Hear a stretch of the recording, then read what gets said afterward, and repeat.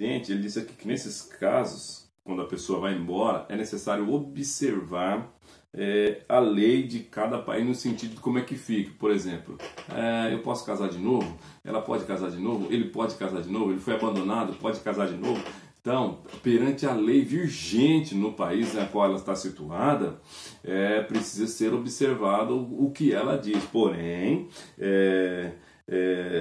Porém, na lei brasileira, ainda existe muitos pontos conflitantes. A lei brasileira diverge muito, né? Diverge muito e está sujeita a várias emendas aí, né? E a muitas emendas.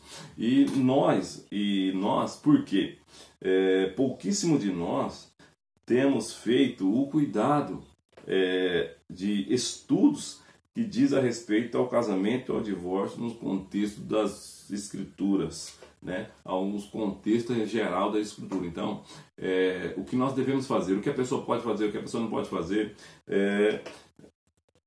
nós precisamos ter um estudo cuidadoso, ou melhor, nós temos poucos, né, estudos ou estudiosos, ou até mesmo, isso eu falo do nosso segmento, porque pouquíssimo de nós tem feito, poucas pessoas têm feito o cuidado de estudar a respeito e dar palavra para as pessoas a qual se encontra nessa situação.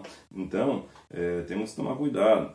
Poucos de nós temos feito cuidadoso estudo no que diz respeito ao divórcio, ao casamento, à luz da Sagrada Escritura no geral. Então, nem todo mundo está pronto para, ou nem todo mundo estuda acerca disso, acerca dessas questões.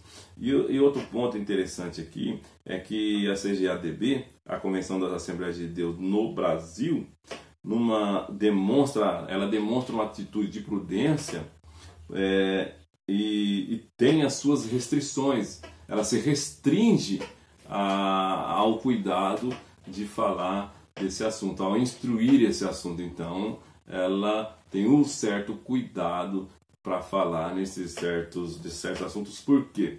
Por causa do primeiro ponto, que a lei no Brasil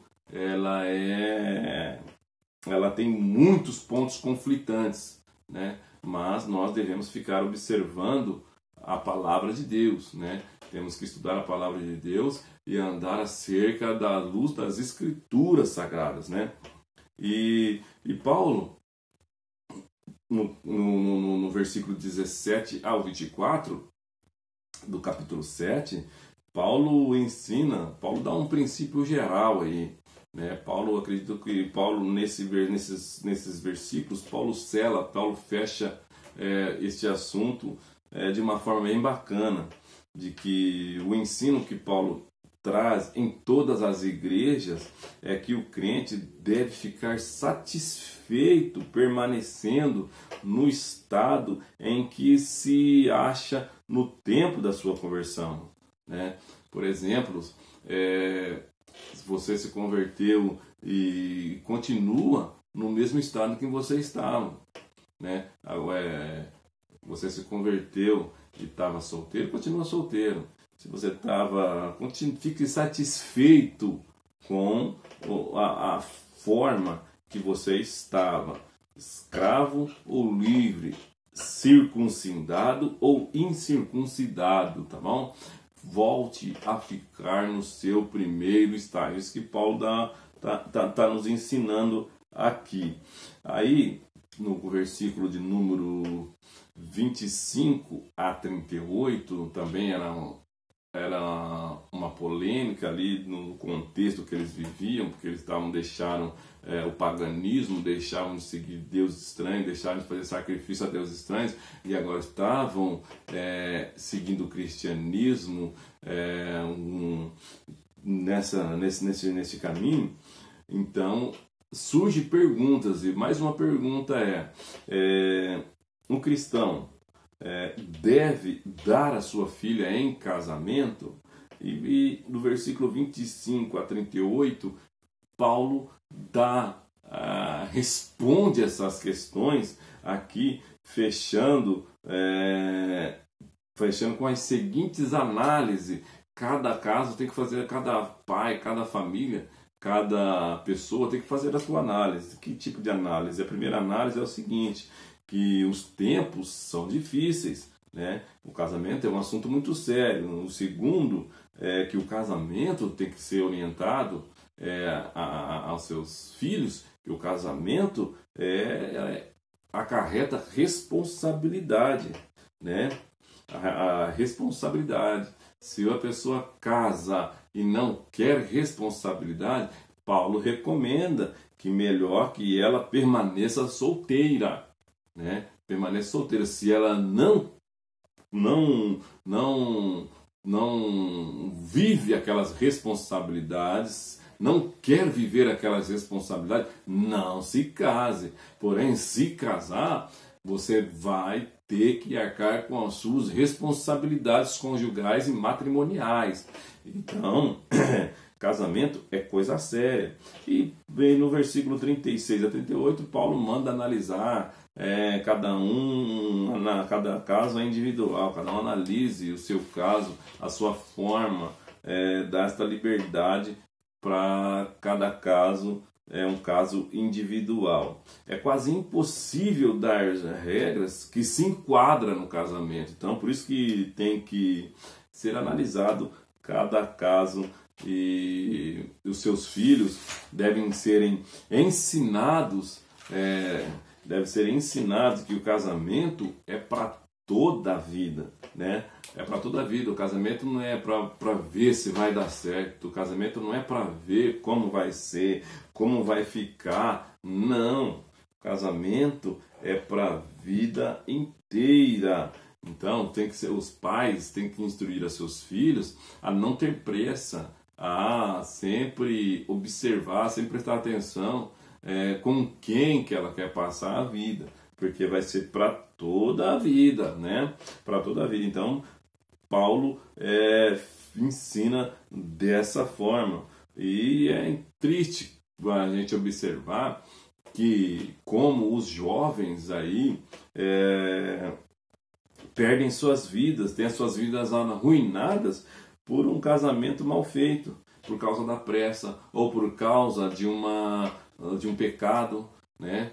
Pecou e por causa do pecado caiu, vacilou e já quer apressadamente casar sem mesmo gostar da pessoa, né? Esse casamento é fadado ao fracasso. Então, muitos casamentos são fracassados por falta de orientação, por falta de ensinamento, por falta de orientação dos pais, por falta de orientação dos líderes espirituais da qual a pessoa faz parte. Então, muitos casamentos são fadados à derrota por falta de ensino, por falta de análise, por falta de doutrina aplicada na vida. Então, e é triste ver e no nosso tempo hoje que muitos casamentos são feitos assim e são arruinados assim também. E Paulo também vai tratar das viúvas, se a viúva pode casar ou não pode casar. E Paulo fala que a viúva pode casar, porém ela tem que observar se a pessoa com que ela vai casar, se é uma pessoa convertida no Senhor. Por quê? Porque pode gerar problemas, né? Vai gerar descontentamento. A viúva cristã pode se casar de novo? Sim, mas Paulo coloca algumas restrições. No capítulo 7, o verso 39 a 40, os dois versículos, Paulo diz que sim, mas faz restrições, né? A viúva está livre para ela casar, porque a própria Bíblia diz, o texto que nós já lemos, ou melhor, o texto do capítulo 7, diz que a esposa está ligada ao marido e o marido ligado pela esposa até que a morte, até que uma das partes morra, né? Mesmo ela estando casada, ou mesmo ele estando, ou melhor, mesmo eles estando separados e o marido vivo, estão ligados ainda pelo casamento. Só a morte separa. Aquilo que o próprio Deus ensinou. Aquilo que o homem uniu, ou melhor, aquilo que Deus uniu, o homem não separa, até que a morte o separe, né? Você pode se divorciar, você pode, a Bíblia dá respaldo para você se divorciar, mas você vai estar ligado com essa pessoa até a morte. Pode estar separado nos corpos, mas vão estar ligados ainda, tá bom? Então, Paulo faz essa ressalva. Pode se casar? Pode, desde que essa pessoa seja cristã, seja membro do corpo de Cristo, para que não gere problema casar com um não crente, com uma descrente, vai dar julgo desigual, e julgo desigual desobediência a Deus. Desobediência a Deus é pecado, né? E nós já entramos aqui, acabamos encerrando aqui o casamento, né? Encerrando aqui o casamento, as perguntas que os coríntios tinham acerca dos relacionamentos. Paulo conclui aqui com a viúva e já entra no princípio da renúncia, né? Para dizer sobre renúncia, precisamos entender o contexto, né? O contexto da problemática que se está inserida ali, naquele contexto ali, daquela igreja ali. Então, nos capítulos aqui estudados, Paulo trata de coisas que são sacrificadas a ídolos, né? E ensina aos cristãos, ou aos coríntios, um princípio muito importante na vida cristã. Lembre-se que a vida cristã ela é feita de princípios, e princípios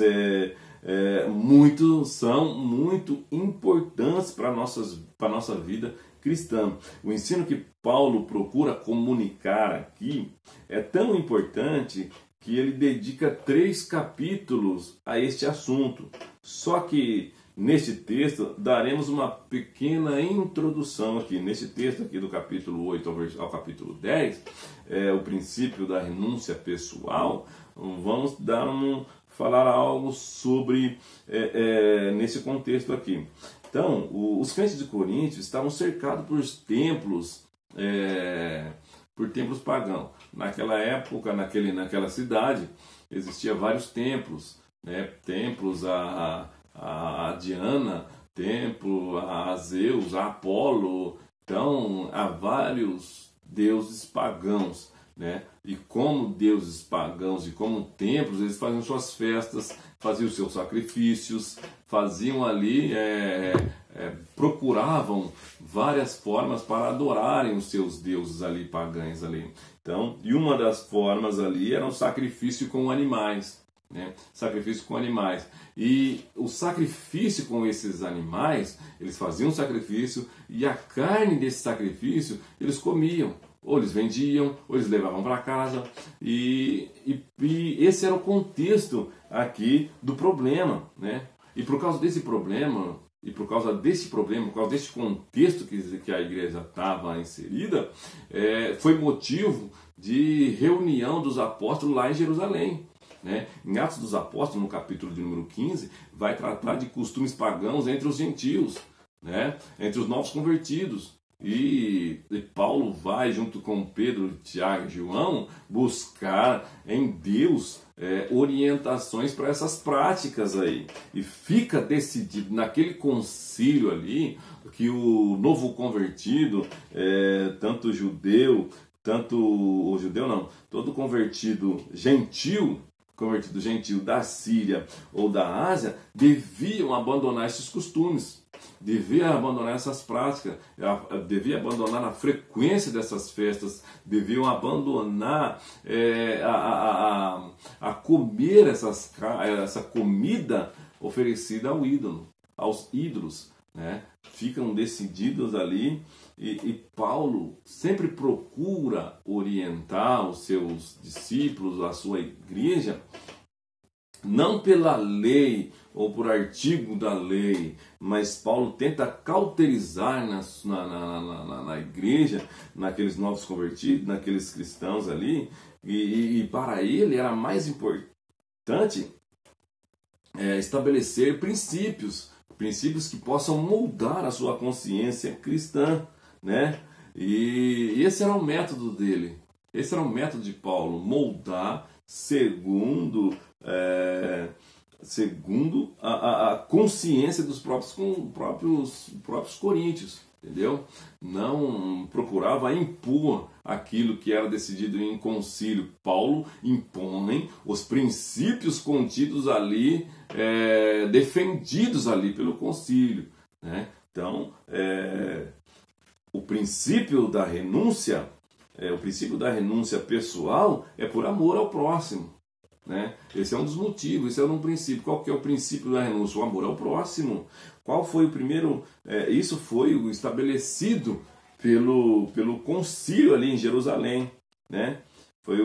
Se nós lemos Atos no capítulo de número 15, vamos ver ali o debate, vamos ver ali chegar à conclusão ali que um princípio de uma renúncia é amor ao próximo, entendeu? É amor. Então, e nós enfrentamos isso nos nossos dias de hoje. Nós enfrentamos essa mesma temática no nosso dia de hoje. Como eu sempre digo, coisa velha com roupagem nova.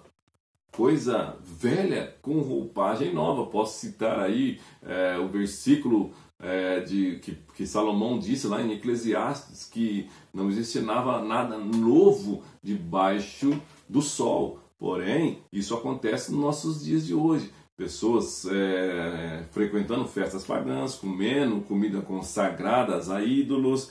Então, temos que, por amor, saber lidar com essas situações. Por amor, temos que fazer algumas renúncias a isso, né?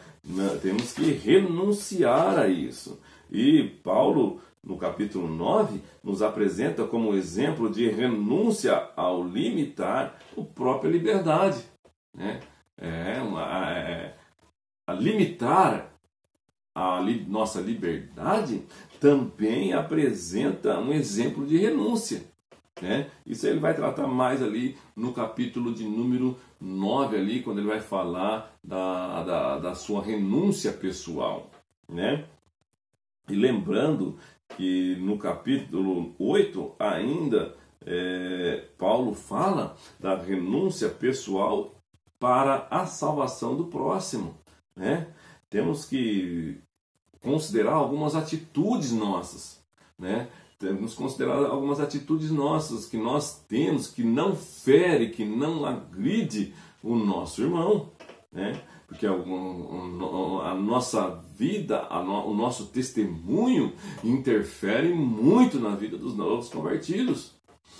Nós somos como um espelho. O cristão mais maduro na fé, ele é exemplo para os novos convertidos, ele é exemplo para aqueles que estão caminhando. Então, e algumas das nossas atitudes têm que ser consideradas por amor ao próximo, por amor àqueles que estão chegando. Então, no capítulo 8, do versículo 1 a 3, Paulo vai tratar disso aí, entendeu? Paulo vai tratar disso aí. Nós devemos observar e considerar algumas próprias atitudes, né? Também, ainda no capítulo de número 8, Paulo vai fazer algumas considerações às convicções dos seus irmãos, né? Ou seja, nós não devemos ferir as convicções dos nossos irmãos, né? Paulo declara que um ídolo não tem existência real e que não há Deus senão um só, né? Um ídolo não tem vida. Não tem vida. Então, já que ele não tem vida, comer carne oferecida a ídolo não poderia danificar o corpo ou o espírito do homem. Paulo defende este modo de ver as coisas, mas, além disso, há coisas para se levar em conta, que é a consciência dos outros, né? Temos que levar em conta aí aquilo que aquilo que nós estamos apresentando, como nós estamos sendo exemplo, como a nossa vida está sendo exemplar para o nosso irmão, como a nossa vida está sendo exemplar, ou melhor, exemplificada para o nosso irmão. Temos que ter isso em mente. Cristão maduro, temos que ter essa observância de como a nossa vida está sendo exemplificada, de como nós estamos se tornando exemplos para os nossos irmãos, né? E as nossas ações, as nossas atitudes tem que ser observada para não levar o nosso irmão ao erro, para que o nosso irmão não perca a salvação, ou melhor, que o nosso irmão não seja salvo pelas nossas atitudes, pelas nossas ações, né? Então, devemos considerar a salvação dos nossos irmãos. Temos que levar também, considerar a Cristo também, né? Por quê? Por causa dos nossos irmãos fracos, temos que considerar a Cristo, né? Igual Paulo diz, suportar os fracos na fé, né? E devemos considerar Cristo, que Cristo morreu por todos, né? Por todos, e agir por nossas próprias convicções. Você não só pecou contra eles quando você age por suas convicções. Você não só pecou, mas você leva ele ao erro também. Você leva ele a pecar também. Você considera assim de pouco valor a morte de Cristo. Ou melhor, você não considera a morte de Cristo, porque a morte de Cristo é uma renúncia. A morte de Cristo foi uma renúncia. Paulo vai dizer aos Filipenses que ele não teve por usurpação, sendo Deus, mas aniquilou-se, tornando-se em forma de homem, a morrer numa cruz. E morte de cruz ainda. Então, Jesus é o maior exemplo de renúncia para nossas vidas. É o maior exemplo. Então, quando nós agimos por nossas convicções e não agimos conforme as Santas Sagradas Escrituras, não estamos considerando, não estamos dando devido valor à morte de Cristo, porque Cristo morreu por todos, né? A salvação é para todos. E com o nosso testemunho, nós devemos considerar que Cristo morreu por todos. Louvado seja Deus. E essa prática, ela tem que ser aplicada na igreja. Tem que ser aplicada em nossos dias, né? Temos que viver isso. Podemos pensar em dezenas de aplicações para isso. Devemos pensar em dezenas de aplicação para a vida moderna aqui. Mas fica salientada aqui a lição de que a união cristã deve ser mantida. Ou seja, se for necessário você abdicar de algumas coisas, se for